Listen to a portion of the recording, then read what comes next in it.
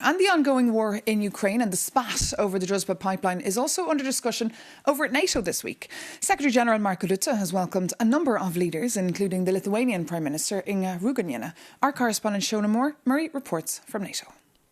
Well, Maeve, just as the dust has been relatively settling here at NATO in relation to Donald Trump's claims last month that he was going to take over Greenland, a new fissure has emerged, as we've seen Viktor Orban, the Hungarian Prime Minister, saying he's going to block a €90 billion loan for Ukraine, a considerable amount of which was going to be spent on military support. And I caught up with Lithuania's Prime Minister, Lithuania, of course, a frontline state in all this war, Inga Ruginienė, and I asked her about this situation. When you live, in a border of European Union, when you faced off every day with the threats, different kind of threats from balloons and other things, when you're fighting for the security, not just for Lithuania, but for whole Europe, to hear such words and decisions, it's nonsense.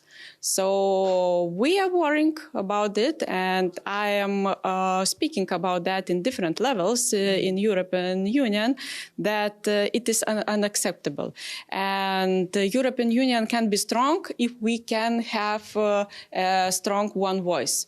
So we have to have ability to have common decision in very strategic questions. When you say it's nonsense, are you saying the whole point that Orban is making, that Ukraine is blocking Hungary's access to the Druzhba pipeline? We know that Russia bombed the pipeline. Are you saying it's nonsense, his claims that Ukraine isn't fixing it, isn't bothered to fix it? It's almost yes. And, for me, I don't understand that the person thinks that if the war will start in NATO area in European Union, he thinks that it will not comes to Hungary. I think it is, it is quite silly thinking.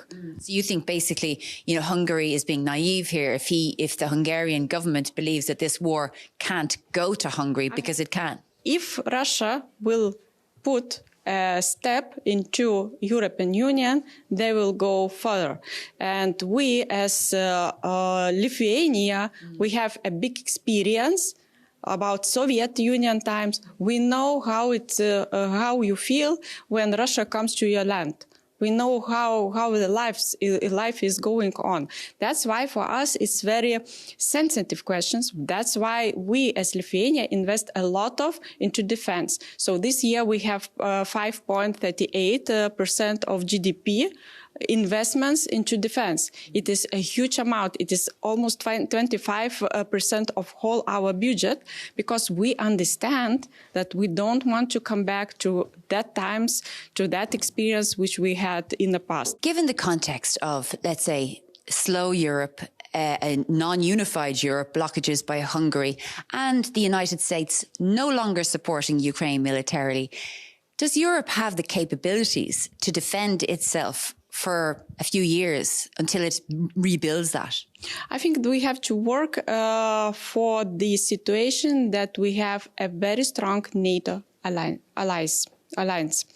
And we have to do everything to build a very strong relationship between America and European Union. This is our top priority. Of course, we can speak about the worst plan, what it should be, but the first top priority should be strength relationship between transatlantic relationship.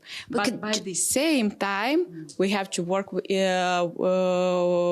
Europe, within European Union, and strong unity. One voice is crucial today. So it should be working in both ways.